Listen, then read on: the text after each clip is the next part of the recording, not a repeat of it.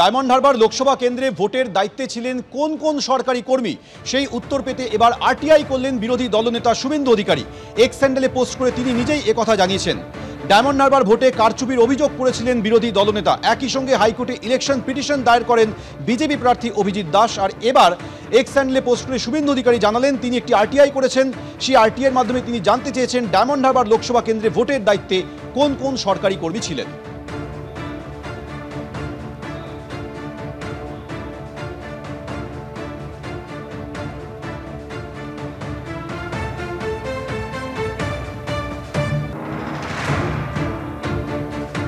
বর্ধমানে হকার উচ্ছেদে কি আমরা ওরা, এই প্রশ্ন উঠছে। তার কারণ বর্ধমানে হকার উচ্ছেদ হয়েছে, বুলডোজার চালিয়ে হকার উচ্ছেদ অভিযান করা হয়েছে, কিন্তু ফুটপাত দখল করে থাকা তৃণমূলের শ্রমিক সংগঠনের যে অফিস, সেই অফিস ভাঙল না বর্ধমান পুরসভা।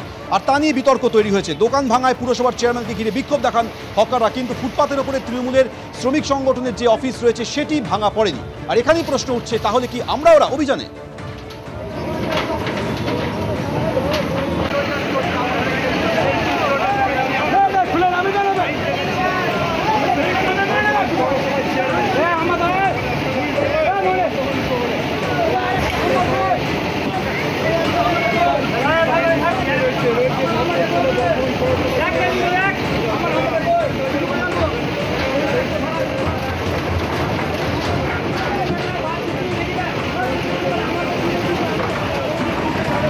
দুটি ছবি আপনাদের দেখাচ্ছি। একদিকে যখন হকারদের দোকান ভেঙে দেওয়া হচ্ছে, অথচ সামনেই রয়েছে ফুটপাত দখল করে তৃণমূলের শ্রমিক সংগঠনের অফিস, সেই অফিসে স্পর্শ পর্যন্ত করেনি পুরসভা। প্রশ্ন উঠছে কেন? কমল কৃষ্ণ দে আমাদের সঙ্গে এই মুহূর্তে রয়েছে। কমল কৃষ্ণ, তৃণমূলের শ্রমিক সংগঠনের অফিস যেরকম ছিল ঠিক সেভাবেই রয়েছে, কিন্তু কেন ভাঙা পড়লো না, তার কোনো ব্যাখ্যা কি পুরসভা দিল? একদমই প্রশ্নটা হচ্ছে সেখানেই। আজকে সকাল থেকেই বর্ধমান পুরসভা, বর্ধমান শহরের যে নার্স কোয়ার্টার মোড়, সেই এলাকায় অভিযান চালায়। একটার পর একটা দোকান বুলডোজার চালিয়ে ভেঙে দেওয়া হয় এবং তারপরে বর্ধমান মেডিকেল কলেজ হাসপাতালের সামনে যে সমস্ত অস্থায়ী দোকান আছে, সেই অস্থায়ী দোকানগুলো কিন্তু বুলডোজার চালিয়ে একটার পর একটা ভেঙে দেওয়া হয়। কিন্তু তার পাশেই কিন্তু আইএনটিডিসি পরিচালিত যে তৃণমূলের যে ইউনিয়ন অফিস, আইএনটিডিসি, এরকম দুটো অফিস কিন্তু যেগুলো ফুটপাত দখল করে আছে, সেই দোকানের পাশ দিয়ে বর্ধমান পুরসভার বুলডোজার চলে গেল। এতটুকু অংশ সেই ইউনিয়ন অফিসে ছোঁয়া হলো না এবং ভাঙা হলো না। এইটাকে নিয়েই কিন্তু স্বভাবতই যে প্রশ্ন উঠছে, আমরা ওরা, যারা হকার অস্থায়ী ছাউনি করে দোকান করেছিল তাদের দোকান সমস্ত কিছু ভেঙে গুড়িয়ে দেওয়া হলো বুলডোজার চালিয়ে। কিন্তু পাশাপাশি যে তৃণমূলের আইএনটিডিসি পরিচালিত যে ইউনিয়ন অফিস, সেই অফিস পর্যন্ত একটু পর্যন্ত স্পর্শ পর্যন্ত করা হলো না।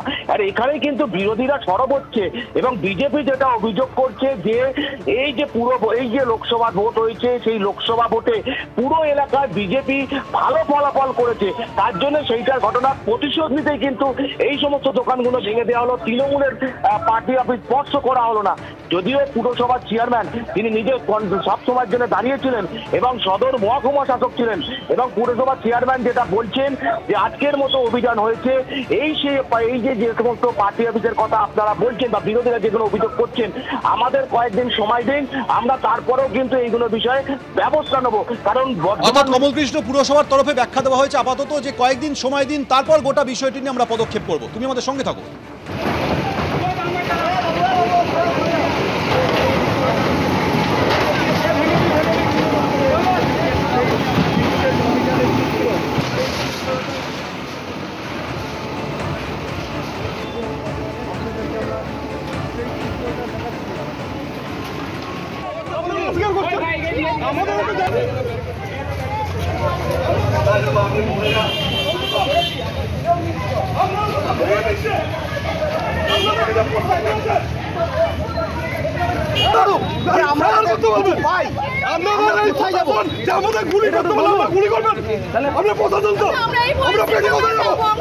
আমরা তো পুলিশের কাজে বাধা দিইনি, আমরা ভাড়ার জন্য দায়িত্ব দিই, কিন্তু আমাদেরকে একটা আমাদের কাছে